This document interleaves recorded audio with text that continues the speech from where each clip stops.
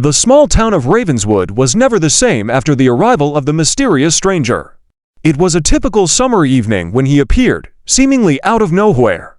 With a worn leather bag slung over his shoulder and a wide-brimmed hat pulled low over his eyes. His face was weathered and worn, with deep lines etched into his skin, and his eyes seemed to hold 1,000 secrets. At first, no one paid much attention to him, assuming he was just another traveler passing through. However, as the days went by, strange occurrences began to happen, and the townsfolk started to whisper among themselves about the stranger's unusual behavior. He would often be seen wandering the woods at night, his footsteps silent as a ghost. Some claimed to have seen him talking to himself, or rather, to someone who wasn't there. Others reported finding strange symbols etched into the bark of trees, seemingly appearing overnight. The symbols seemed to pulse with a strange, otherworldly energy, and those who touched them reported feeling an intense, unsettling sensation. The local sheriff, John, was determined to get to the bottom of things. He approached the stranger one evening, as he was sitting on a bench outside the local saloon. "Mind if I ask you a few questions, friend?" John asked, his hand resting on his gun holster. The stranger looked up, his eyes piercing and unsettling. "Not at all, Sheriff. I'm happy to cooperate." John was taken aback by the stranger's calm demeanor. "What brings you to Ravenswood?" "Just passing through, Sheriff. I'm a traveler, a wanderer. I go wherever the wind takes me." John pressed on. "What's your name?" The stranger smiled, his eyes glinting in the fading light. "Ah, my name is complicated. Let's just say I'm a man of many names, many faces." John's instincts told him something wasn't right. He thanked the stranger and left, but he couldn't shake off the feeling that the stranger was hiding something. As the days turned into weeks, the strange occurrences continued. Tools would go missing, only to reappear in odd places. Livestock would be found with strange markings on their fur, and the symbols on the trees seemed to be spreading as if they were some sort of message. The townsfolk were on edge, and whispers of witchcraft and devilry began to circulate. John knew he had to act fast to prevent a mob from forming.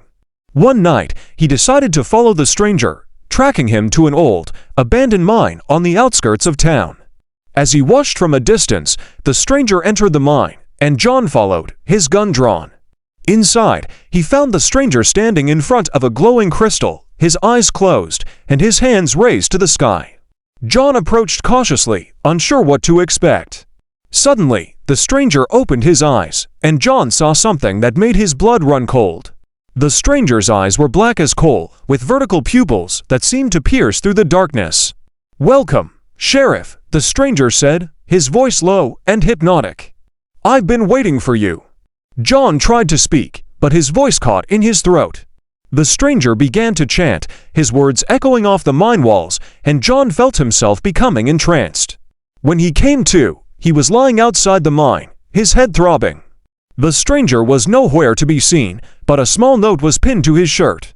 "Sheriff John," it read, "the truth is not for the likes of you. But know this, I am not the only one. There are others, and they will come for you." John stumbled back to town, his mind reeling with questions. Who was the stranger? What did he want? And what did he mean by others? The townsfolk gathered around, eager for answers, but John just shook his head. "I don't know, folks, but I do know one thing: we need to be prepared. The mysterious stranger may be gone, but I have a feeling he's left us a warning of something much bigger to come." As the days passed, the town of Ravenswood became increasingly uneasy. People began to report strange sightings and encounters, and the symbols on the trees seemed to be pulsing with an otherworldly energy. John knew he had to do something, but he didn't know what. He was a sheriff, not an expert in the supernatural. One night, as he was patrolling the streets, he saw a figure in the distance. It was the stranger, standing in front of the old mine. John approached him, his gun drawn. "What do you want, stranger?" he asked, trying to keep his voice steady. The stranger turned to him, his eyes glinting in the moonlight. "I've come to warn you, Sheriff. The